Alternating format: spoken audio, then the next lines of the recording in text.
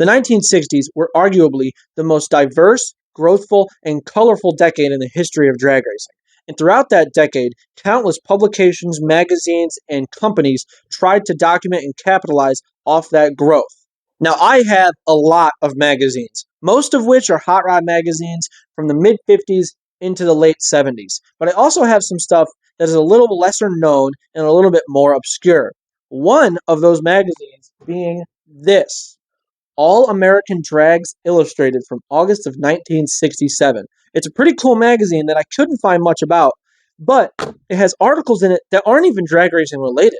It has a multiple page article about the Indy 500, and this is drag racing related, but still weird, a drag racing event that was sanctioned by NASCAR because there was a portion of time in the mid to late 60s where NASCAR co sanctioned and fully sanctioned certain events with the NHRA.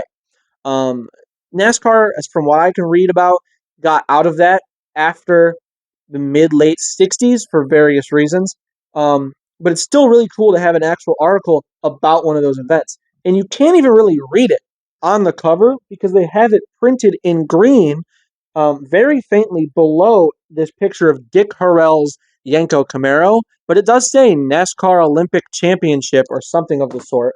So let's go take a look at this gnarly magazine from the late 60s. Now, this magazine was in print for a very short amount of time. It was from Chicago, Illinois, and according to a couple of different sources that I will leave down in the description, ran from only 1966 to 1967.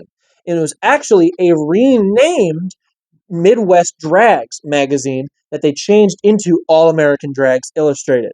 Now, I'm not sure why that happened. I believe it was someone bought the rights to Midwest Drags and renamed it into All American Drags Illustrated, but I'm not quite sure. Oh, and if anybody is wondering what my microphone is on, this is a piece of asphalt from Shuffletown Dragway in Shuffletown, North Carolina. I went there a couple years ago. It's been abandoned since the late 90s, I believe, and I got a couple of pieces of asphalt, um, a piece of a sidewall from a slick that they use to probably drag the track, and a couple of glass bottles. It's in a box over there. Maybe I'll do a video, a more in-depth video about it. I did make a video when I was about 13 years old, maybe 14. Um, it's on my channel. It's still up there, but it's a little rough around the edges, and I sound a bit different, and I don't know how to really hold a camera well. Uh, anyway, let's take a deep dive into this magazine. Now, the first big article in this magazine was an article about the Ram Charger's Candy-Matic Dart. It was a dart that had a fuel-injected 426 Hemi that was mid-mounted and was narrowed about 6 inches. It had a removable top so they could, get into this engine mid-round and work on it easier without having a giant flip-up top, and ran low eights at around 175. This car was absolutely gnarly. I couldn't find too much about it online, but judging by the article in this magazine, it was an absolute handful. Now, the driver sat basically adjacent to the B pillar, and the engine was mounted pretty much exactly where you would be sitting in stock location. It had pretty much nothing for gauges or instruments on the interior. All it had was the stock push button gear select, which was kind of cool that a lot of these Mopars from back in the day, they just kept the push button transmission stuff hooked up to this torque flight.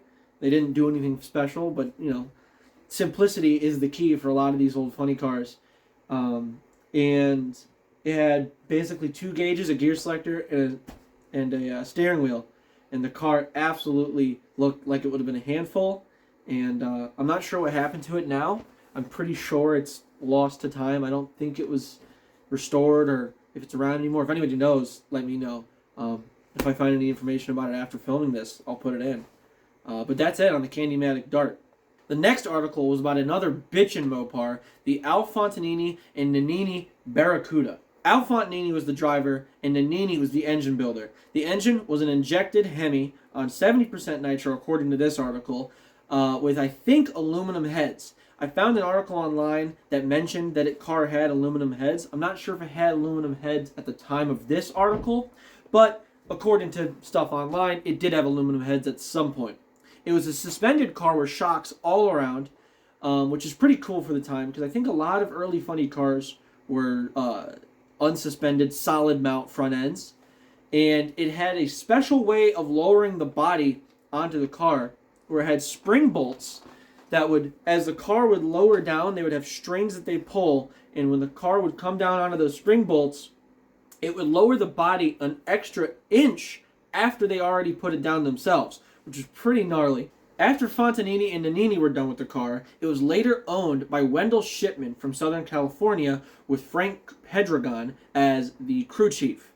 So yeah, super cool, pretty state-of-the-art car, all fiberglass body, chromoly tube chassis, injected Hemi, super gnarly car.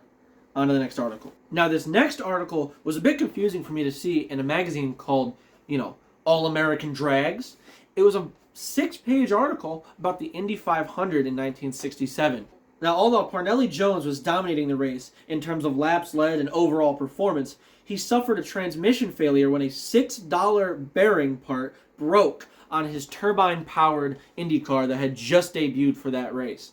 That led A.J. Foyt to pull the lead through after a wreck that he was able to avoid on the last 3 laps. Jones's turbine car was powered by a United Air Canada ST6B62 turbine engine and debuted for the Indy 500 in 67.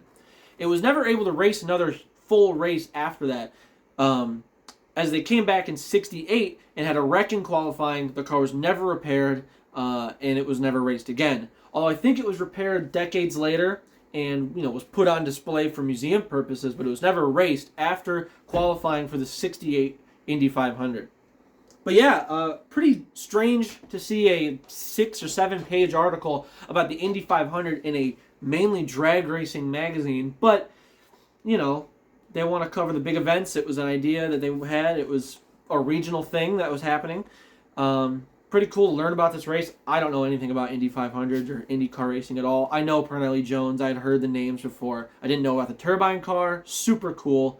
A.J. Foyt coming through with the win after avoiding a wreck and after Parnelli Jones unfortunately had a mishap with his car. That's that article. Pretty cool. I completely forgot to be using this microphone. So sorry, the past couple articles have completely different sounding audio. I'm not sure how well this microphone even sounds. It was cheap. But I just want it to not be as echoey, especially for voiceovers. And I'm also filming this on a completely different day, as you can tell. So here we go. The next article was about the NASCAR sanctioned race at Great Lakes Dragway in Wisconsin, the Olympics of drag racing. A lot of names that I recognized, including Dick Carell and Arnie Beswick in their Camaro and GTOs, respectively, along with Connie Coletta and a bunch of other people that you had seen before. A couple other cars that caught my eye were the Flintstone Flyer Barracuda with Dave Kofel's name on the side. He wasn't the driver, but I know Dave Kofel's name from local fame, semi-local. He was another Ohio racing legend. He did a lot of machine work. He had a golden Buick in the early 60s. I think it was a Buick that he was trying to run with a straight 8-cylinder motor in it. So if you're a drag racing nerd or if you're from Ohio, you probably remember Dave Kofel. Another car that caught my eye that's actually scattered around the entirety of this magazine is the Seds Mufflers Chevy 2 bubble top car. This is a very strange-looking injected Chevy 2 funny car with a half bubble top roof, almost as a roadster with a bubble top, basically. I couldn't find out much about this car online. I saw a couple pictures of it, other than the ones in this magazine, one of which was next to a Schumacher Stardust funny car, which is pretty cool. And I found a completely abandoned Facebook page for Seds Muffler Shops in Chicago, Illinois, that hasn't been posted on since, I think, 2013. But yeah, I mean, it makes sense that this car's all over this magazine, not just in this NASCAR article, because this magazine was from Illinois, and so was this muffler shop. A totally wild-looking car. If anybody knows anything other than what I know about it, let me know. I love weird bubble top cars, weird experimental funny cars. Big fan of that car. Definitely showing my lack of knowledge in this article. There's a lot of names that I had never seen before, including the driver of the Flintstone Flyer, Gail Mortimer. I knew the car, I knew the name, I knew Dave Kofel's name, but I did not know about Gail Mortimer from Massillon, Ohio. Pete Robinson was the winner of Top Fuel. Gordon Collette won Top Gas. Al Jonek from Philadelphia won Grand Stock Heads Up. Dan Smoker was the winner against Gail Mortimer in the Flintstone Flyer in Grand Stock Handicap.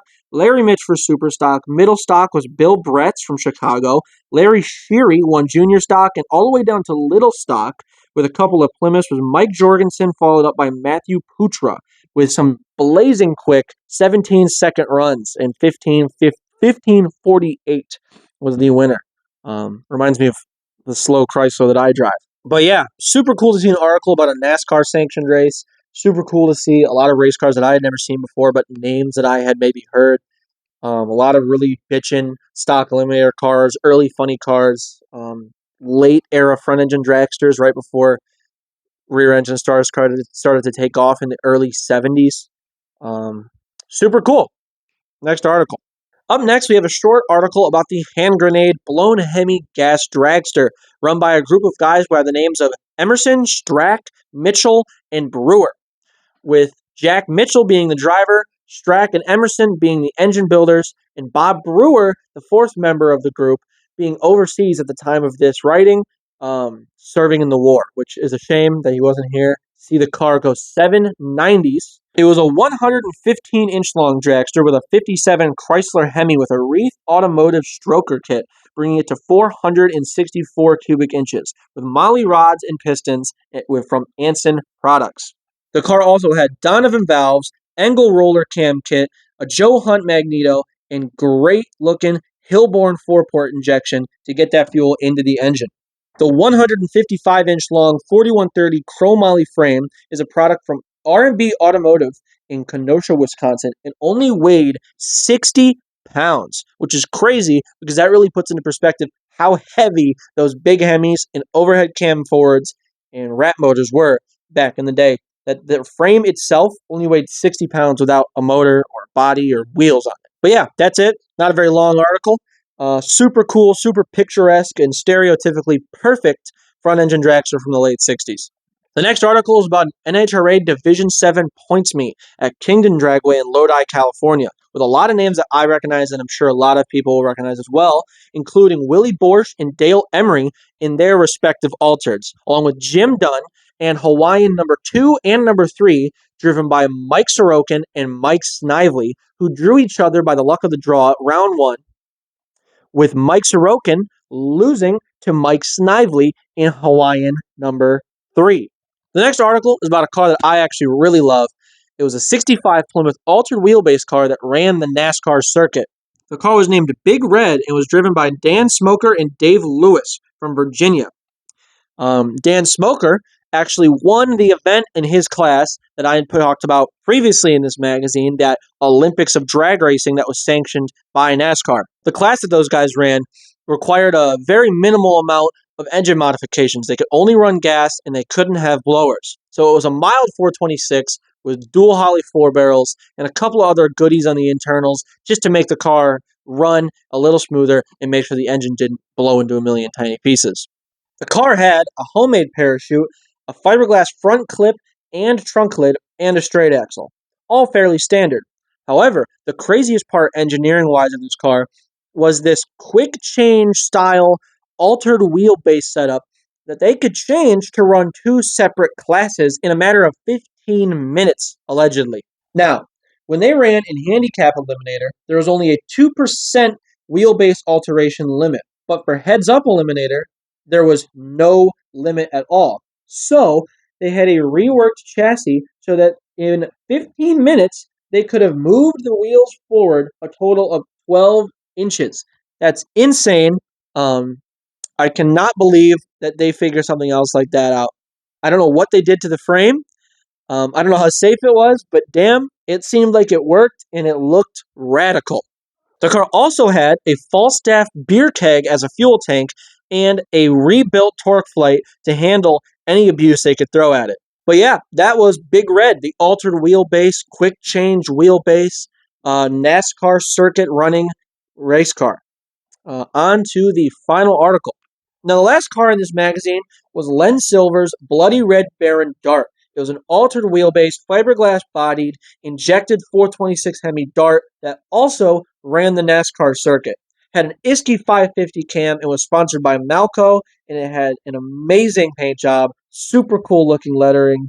I absolutely love this car. I love 65 and 66 darts as early funny cars. I think they look great, and this is just a perfect example of a great early funny car. The car had a 115-inch wheelbase that was obviously shifted forward a lot and only weighed about 26 to 2,700 pounds. It had a Dodge A100 front suspension setup and 456 rear gears for gas or 430s when they put the car on nitromethane. The car had a torque flight transmission with push button setup like factory and a beautiful black and red paint job with the Malco sponsoring on the side and the really gnarly late 60s lettering. This is a perfect example of an early funny car all around. A body post car with 5-spoke wheels, Hillborn stacks. It's perfect. I love this car. I'd really love to figure out what happened to this car, if it's still around. The car was from Dayton. I wonder if it's in my local area, in my Ohio area. So, yeah, that about does it for this magazine. A super cool, pretty obscure magazine that I decided to look into and finally read something about. Um, Forgive me if this video is a bit rough around the edges. This is only the second video I've done about anything magazine related, and it's the first one that's extensive and not just one article with editing, if you can call it editing. I might stumble over my words. I might say a lot, but at least I don't sound like a robot. I am not AI. But thank you for watching the entirety of the video, or even if you just skipped through the video and ended up at the ending, thanks for watching the ending. Um, this is something I want to do a lot more of. I don't want to just film races and film videos of me driving my go-kart around my driveway. I want to talk about the history and the nerdy shit that I love, especially during the off season when I don't have anything to do or races to go to or a car that I can work on readily and easily. So yeah, that's about it. Thank you guys for watching. Later.